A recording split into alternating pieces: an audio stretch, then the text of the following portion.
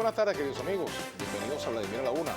Vamos a conversar en la primera parte del programa con Luis Emilio Rondón, dirigente del partido Un Nuevo Tiempo. ¿Cómo estás tú, Luis Emilio? Buenas tardes, Vladimir. ¿Cómo te va? Gracias por venir. Un placer estar en tu programa. Igualmente, gracias. En la segunda media hora estaremos conversando con el diputado Ugbel Roa del Partido Socialista Unido de Venezuela. Bueno, Luis Emilio, varios hechos. Noticia caliente, la renuncia del presidente de Guatemala. Me gustaría un comentario tuyo al respecto sobre la renuncia de Otto Pérez Molina. Bueno, ya había un rumor muy acentuado en cuanto a los malos manejos que desde el Ejecutivo Nacional se venían haciendo con cosas arancelarias y apropiaciones indebidas de sumas de dinero para producir exoneraciones. Ya por este mismo caso destituyeron y está detenida quien era la vicepresidenta de la República. Bueno, y la soga llegó a donde tenía que llegar, a quien es el autor, pareciera, de esta red de corrupción, y el Congreso por unanimidad acordó el desafuero y su enjuiciamiento. Pues ojalá que se haga un juicio justo y que se determinen las responsabilidades a que haya lugar, y que afortunadamente está cerrándose el ciclo de este presidente y elecciones muy pronto.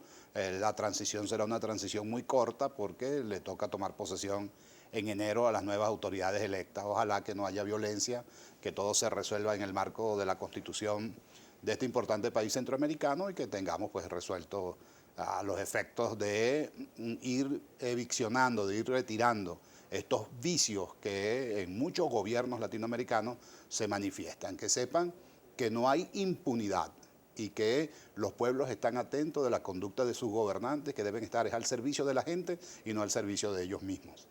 Luis Emilio, vámonos a la frontera. Lo bueno y lo malo de la decisión tomada por el gobierno del presidente Maduro de cerrar la frontera y la perspectiva de que esto se resuelva, porque leía comentarios con respecto a que no está cerca, no se avisora una cita inmediata entre el presidente Maduro y el presidente Santos, ¿no? Sí, bueno, fíjate tú que participaste en la elaboración de esta Constitución, que por cierto ya enseña muy poco el gobierno, porque este traje que se hicieron a la medida les quedó corto y lo desatienden en forma permanente.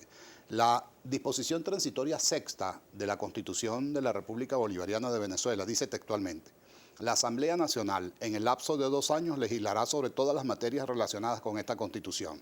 Se le dará prioridad a las leyes orgánicas sobre pueblos indígenas, educación y fronteras. Es decir, que en el año 99 ya para Venezuela era un problema el no tener una legislación adecuada que regule toda la situación fronteriza. La ausencia de esa legislación en estos 15 años ha habido idas y vueltas, y no se ha dedicado la Asamblea Nacional a producir este texto que norme en forma definitiva y no espasmódica y temporal la situación en el eje fronterizo. Nosotros tenemos la frontera más caliente de Latinoamérica, esa conurbación Cúcuta-San Cristóbal, que pasa por Ureña, San Antonio, etcétera. Y ahí hay una cantidad importante de venezolanos y de colombianos que conviven en esa frontera caliente. Bueno, el gobierno nuevamente ha utilizado las herramientas del poder para intentar lograr cohesión nacional en vista de su escasa popularidad. Yo no creo que esto tenga una motivación real para la erradicación de la violencia y de las circunstancias que se viven en la frontera, porque ya un par de semanas antes había ensayado con la frontera con Guyana, también en una actitud bélica, agresiva, y ahora con Colombia, cuando es a todas luces evidente que esa situación está ahí por tolerancia de ambos gobiernos, por indolencia de gentes que tienen la responsabilidad de preservar la vida y los bienes de quienes habitan en la frontera. Y el gobierno habla de paramilitares y de bachaqueros, pero no habla del componente de la narcoguerrilla, que hizo de eso su aliviadero tradicional, que fue inclusive protegida por altas esferas del gobierno nacional.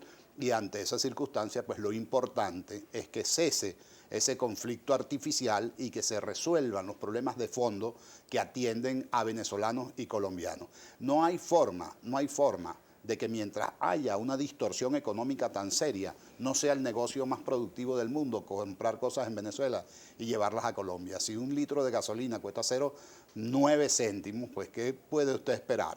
El gobierno dice y se ufana de que en este lapso que lleva la prohibición y el cierre de la frontera ha ahorrado de litros de combustible. Y la pregunta es, ¿cómo se puede pasar 1 millón de litros de combustible sin connivencia y conchupancia de quienes deben cuidar la frontera? Es que eso se lleva en pimpinas, en vasitos como este. No, esos son grandes cisternas de transporte que llevan los productos venezolanos al territorio colombiano para favorecerse de ese desbalance económico. Y nosotros decimos que este problema no es la causa de las circunstancias, sino la consecuencia de una política económica desacertada que nos ha llevado a una situación tan lamentable como en la que estamos hoy en día. Ahora, ¿cuál sería la salida? Que los precios en Venezuela sean iguales a los precios en Colombia, por ejemplo, los precios de los productos que allá se venden a un precio mucho más alto que el nuestro y que salen de Venezuela, algunos de ellos subsidiados. ¿Cuál sería la salida que ustedes proponen? No, esa no es la salida, encarecerle la vida a los venezolanos y nivelar los precios a nivel internacional de los combustibles. Ese es el argumento que dan algunos economistas, que dicen que como hay un desnivel de precios. Sí, bueno, el desnivel de precios es evidente, ya lo hubo en el pasado, lo que pasa es que la gente no lo recuerda, a favor de Venezuela, donde todo era mucho más económico en Colombia y los venezolanos entonces se surtían de productos colombianos para sus alacenas y para sus cocinas y para sus casas.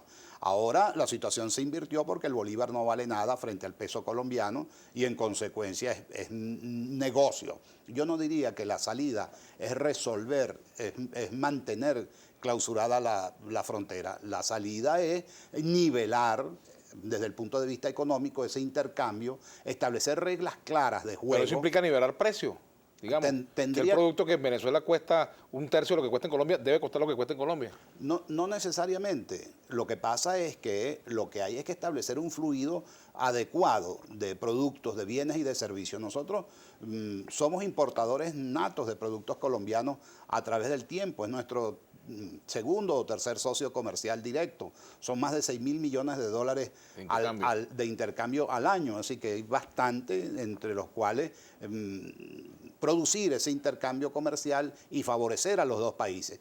Lo que no se puede hacer es lo que se está haciendo ahora, que de manera unilateral se quiere señalar a unas personas en función de un show de naturaleza política que no ha resuelto ninguno de los problemas serios de la frontera, ni de la gente que está en la frontera, ni de los hacendados que pagan vacunas, ni de los industriales que son azotados por el AMPA común, por la narcoguerrilla, por la guerrilla, por los paramilitares, por las bandas armadas que han hecho de eso un hábitat y que es tierra de nadie. El gobierno venezolano tiene la obligación de preservar el territorio de Venezuela en las condiciones de seguridad necesarias para que nosotros tengamos una relación con un vecino que siempre va a estar ahí. Colombia va a estar ahí toda la vida. Colombia y Venezuela no podemos llenarnos la boca y decir que somos pueblos hermanos si nos agredimos y nos damos puñaladas traperas a los más altos niveles por las formas como se expresan.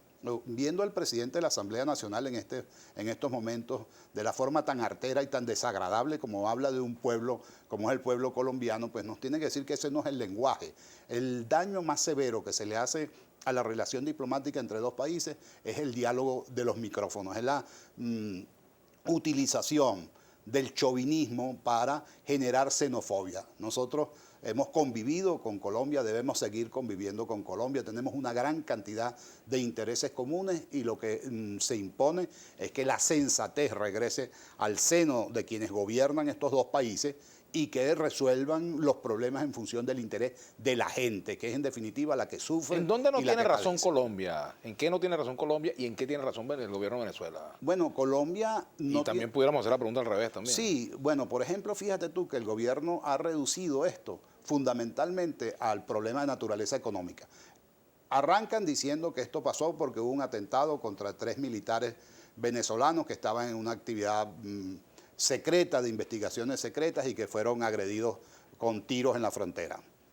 Pero luego, cuando se produce la reunión entre los dos cancilleres, el gobierno de Venezuela lo que pide es que cierren las casas de cambio en la frontera, como que si es esas casas de cambio las que generan que el dólar libre o el dólar paralelo o el dólar negro esté a los niveles en que está hoy en día. No es esa la circunstancia, ni es esa la consecuencia. Y cerrando esas casas no vas a resolver, sería vender el diván, no vas a resolver el problema del escaso valor de nuestra moneda frente al dólar americano.